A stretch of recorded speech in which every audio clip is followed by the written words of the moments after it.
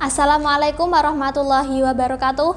Perkenalkan, nama saya Eryana Salma Rusda dari SMA Negeri 2 Demak. Di sini saya sebagai tim pemerintah dan sebagai pembicara pertama. Dengan mosi debat kali ini, Dewan ini menyesalkan masuknya e-sport sebagai cabang olahraga di Olimpiade.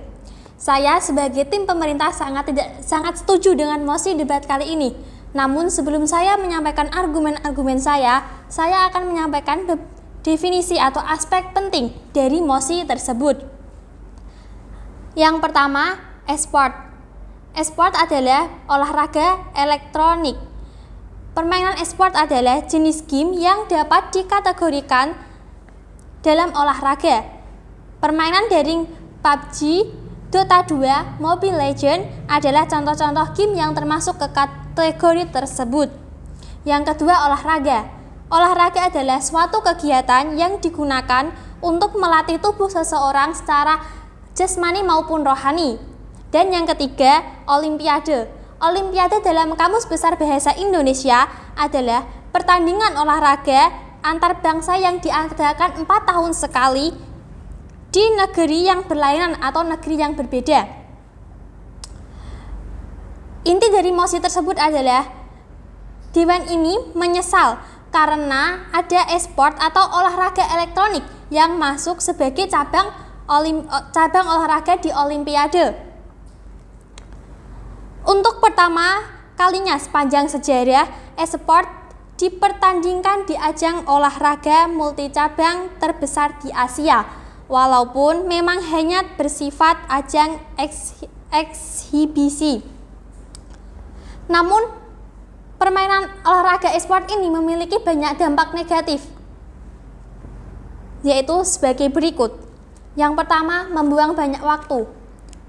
Olahraga e-sport akan membuang banyak waktu karena seseorang yang menjadi pro player pasti akan menggunakan waktunya untuk bermain game.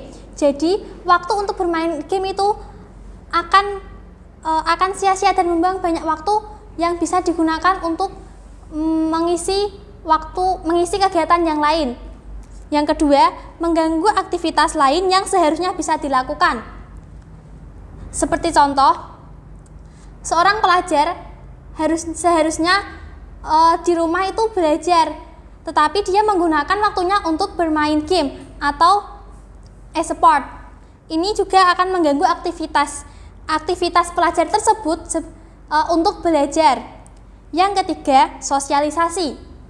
Atmosfer sosialisasi dalam lingkungan e-sport juga tidak sama dengan sosialisasi masyarakat pada umumnya.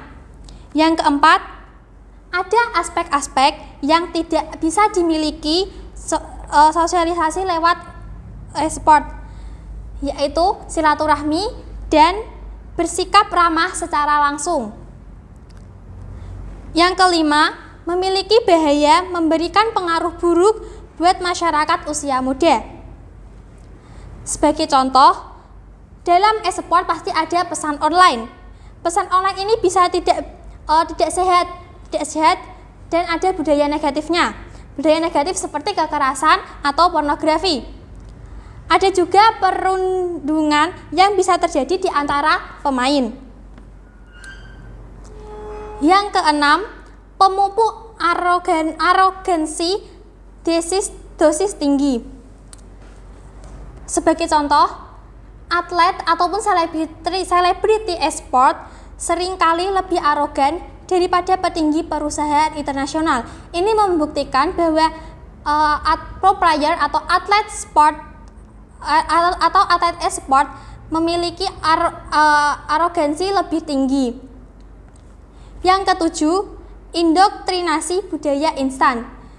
Seorang pro player pasti akan terbiasa dengan hal-hal yang instan. Karena apa? Karena dalam e-sport itu dilakukan dengan instan, yaitu melalui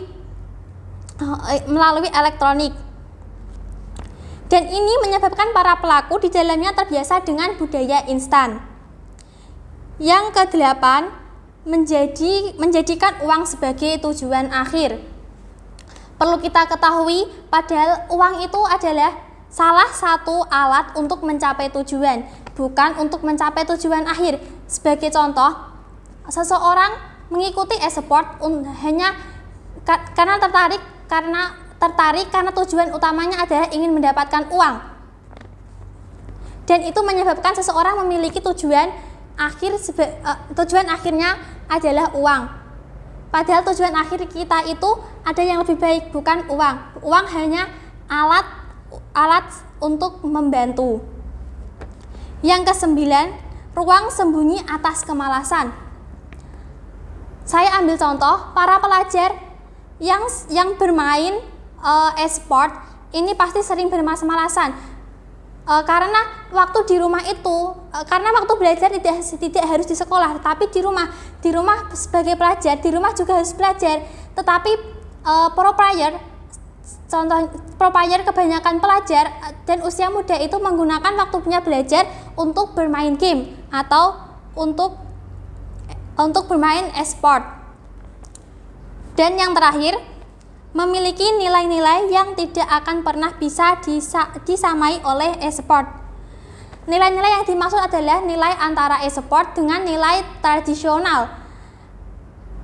Dari setiap daerah pasti memiliki nilai tradisional yang sangat khas dan harus tetap dilestarikan. Tetapi dengan e-sport nilai-nilainya pasti akan sangat berbeda karena e-sport cara penggunaannya yaitu dengan elektronik, dan ini semuanya harus instan dan mudah. Pada intinya, Dewan ini menyesalkan masuknya e-sport sebagai cabang olahraga di Olimpiade. Tentu saja karena dilihat dari banyaknya sisi negatif dari e-sport itu bisa membuat seseorang terutama usia muda memiliki atau menerima dampak-dampak negatif dari e-sport tersebut. Sekian dari saya, terima kasih. Wassalamualaikum warahmatullahi wabarakatuh.